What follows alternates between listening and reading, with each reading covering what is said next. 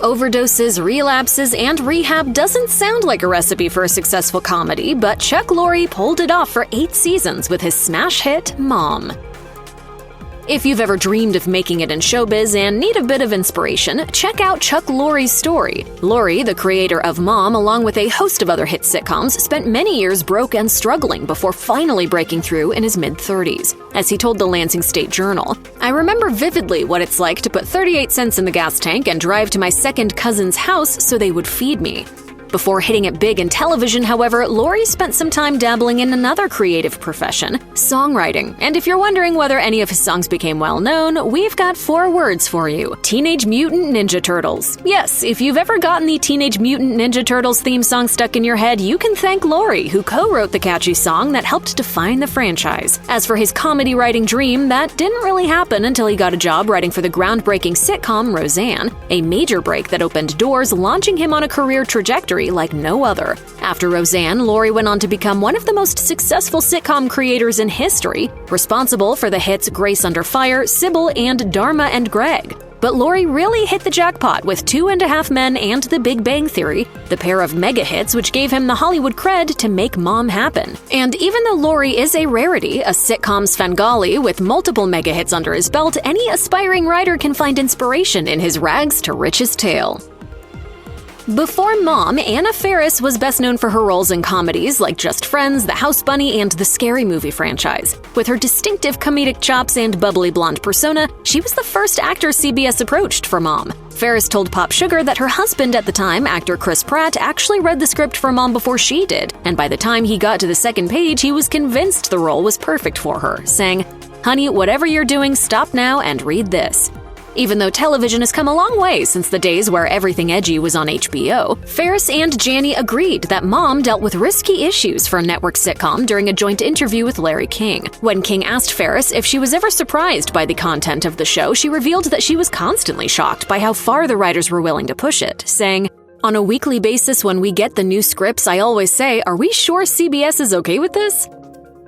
Before Mom, Allison Janney was best known for her role as White House Press Secretary Claudia Jean Craig, also known as CJ on The West Wing. Fans may be surprised to learn that she didn't have her breakthrough role on The West Wing until she was 40, which is pretty unusual by Hollywood standards. Janney did have a steady stream of supporting movie and TV roles before then, but nothing as big as The West Wing, which eventually led to Mom.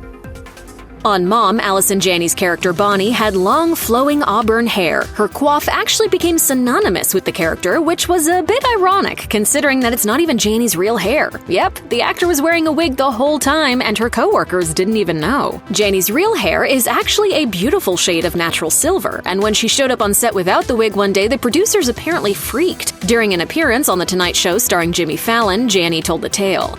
"How are we going to do what? You should have asked us before you did this to your hair." And I'm like, "Guys, I've been wearing a wig since season 1, but nobody knew it."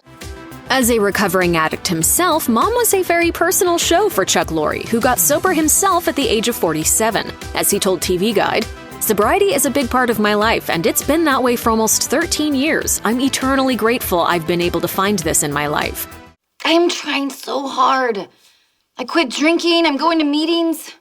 As far as how his personal recovery journey relates to Mom, Lorre told IndieWire, "Broken people trying to repair their lives, I can relate to that. I think we're all in the process of doing a little mending."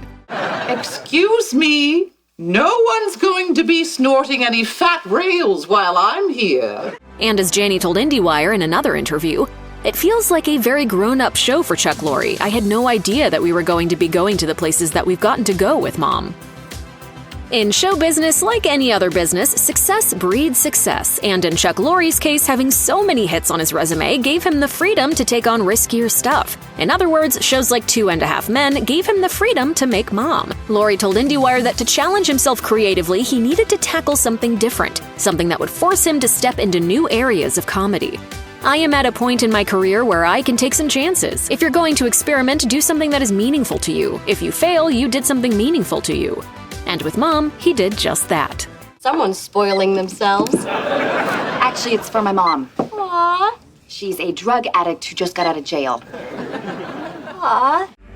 Back in the 1970s, legendary TV producer Norman Lear was a household name. He had many creations to his name, but none as groundbreaking as All in the Family, which dealt with topical issues and proved that TV sitcoms could be intelligent and thought-provoking. Chuck Lorre often credits Lear for inspiring him to create similarly edgy sitcoms, proving to the world that television doesn't have to be predictable, and it doesn't need to be insulting to the intelligence of the audience. In an interview with Variety, Lorre said that with Mom, he wanted to tell stories that could take place in what he calls a Norman Lear world. In other words, realism rather than fantasy.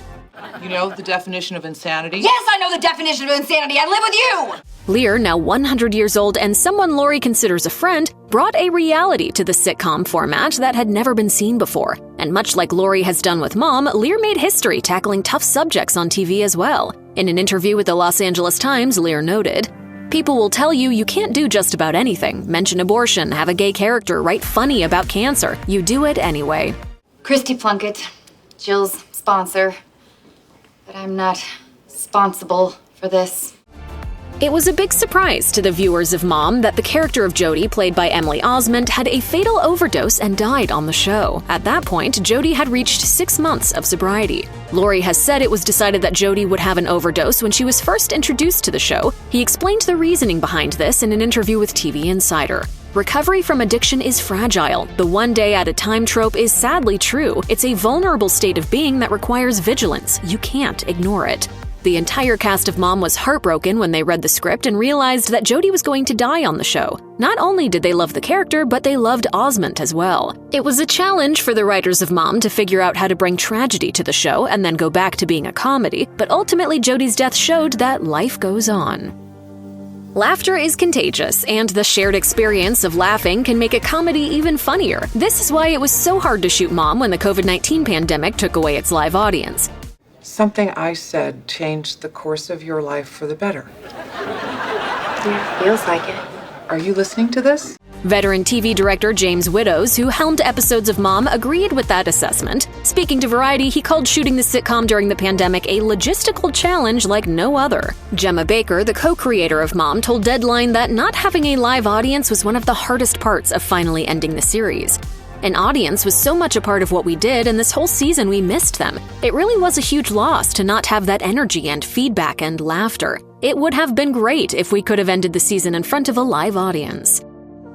When Anna Faris announced that she was leaving Mom after 7 seasons, it was a big shock, to say the least. And while it's hard for a show to survive when a lead character leaves, it isn't unheard of. Similar to Chuck Lorre's other hit sitcom, 2.5 Men, Mom was able to hang in there for a little while longer, putting out 1 more season. However, co-creator Gemma Baker wishes they could have done more with Christy, telling Deadline, "There were so many things that we wanted to address that we didn't get a chance to. If we had a little more time, we would have gotten a chance."